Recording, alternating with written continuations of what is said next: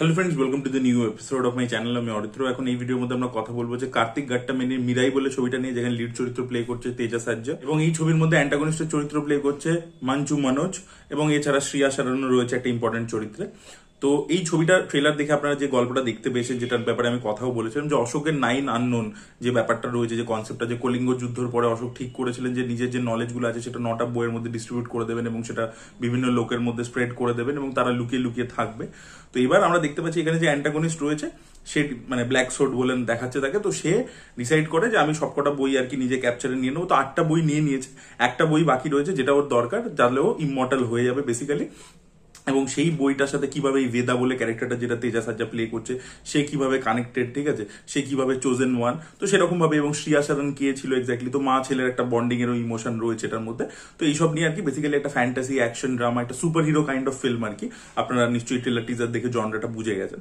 এবার ছবিটা কিন্তু আমার খুবই ভালো লেগেছে। ছবিটার মধ্যে বেশ অনেকগুলো জিনিস আছে যেগুলো কিন্তু আউটস্ট্যান্ডিং হয়েছে, এবং এতটা কম বাজেটে যে ভিজুয়ালস অ্যাচিভ করেছে ডিরেক্টররা, মেকাররা, মানে এখানে অ্যাকচুয়ালি যে ডিরেক্টর কার্তিক গাট্টামেনি, তিনি সিনেমাটোগ্রাফারও, তিনি এই ছবির ক্যামেরার কাজও করেছেন। এবং বলিউডে সত্যি বলছি শেখা উচিত যে ভাই বাজেট স্ক্রিনে যাতে দেখতে পাওয়া যায়। এই ছবিটা কোনো 200 কোটি 400 কোটি 500 কোটির বানানো ছবি নয়, যেগুলো বলিউড ক্লেম করে 200 কোটির ছবি 300 কোটির ছবি। ইভেন খালি বলিউড কেন বলবো, আমি তেলেগু সিনেমার ক্ষেত্রেও কিছু ছবি আছে যেগুলো ক্লেম করে বড় বাজেট, কিন্তু সেটা স্ক্রিনে দেখতে পাওয়া যায় না।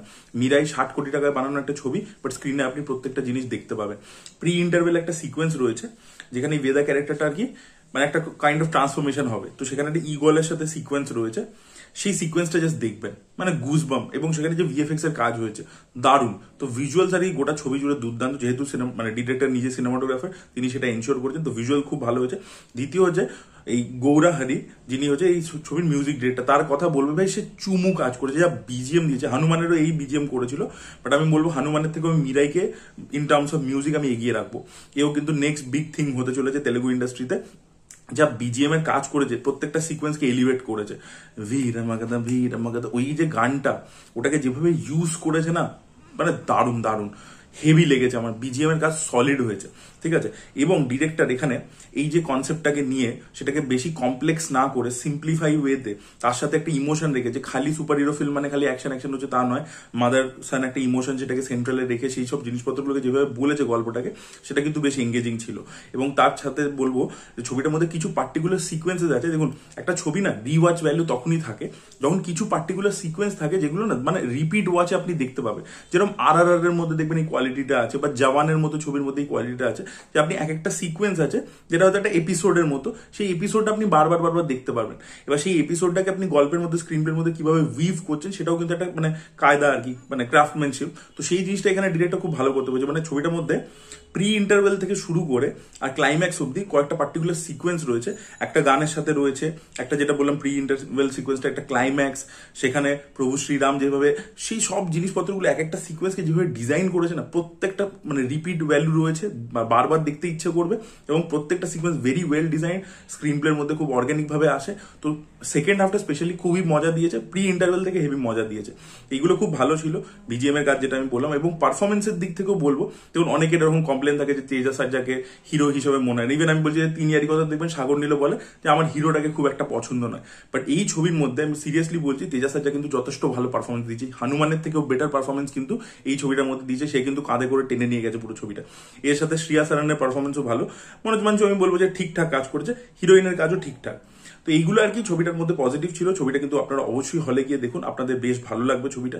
ছবিটার মধ্যে যে কনসেপ্ট দেখিয়েছে, গল্পটার জন্য, ভিজুয়ালস এর জন্য, মেকিং এর জন্য, এবং ওই যে বললাম যে সিকোয়েন্সেস গুলোকে যেভাবে ডিজাইন করেছে, সেগুলো প্রত্যেকটার জন্য আপনারা ছবিটা হলে গিয়ে দেখলে মজা পাবেন।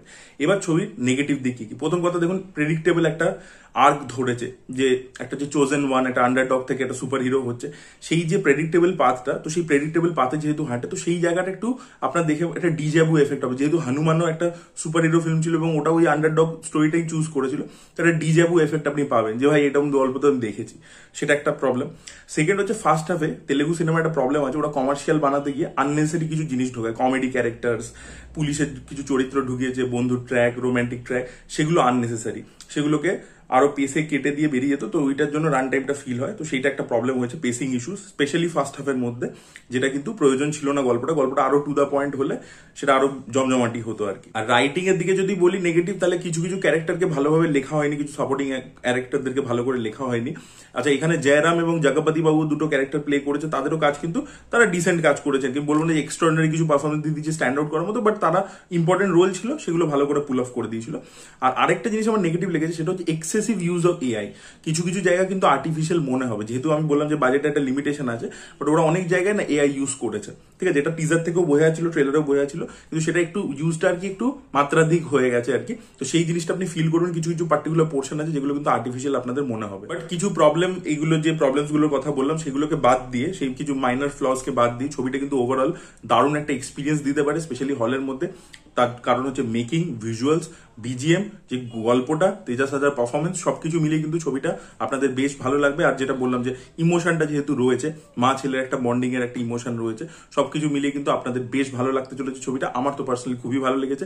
আপনারা হলে গিয়ে মিরাই ছবিটা দেখুন, এবং আপনারা যদি দেখেছেন আপনাদের কি ফিডব্যাক অবশ্যই কমেন্টে লিখে জানান। এই ভিডিওটা ভালো লেগে থাকলে লাইক করুন, শেয়ার করুন, চ্যানেলটিকে সাবস্ক্রাইব করতে ভুলবেন না। বাই।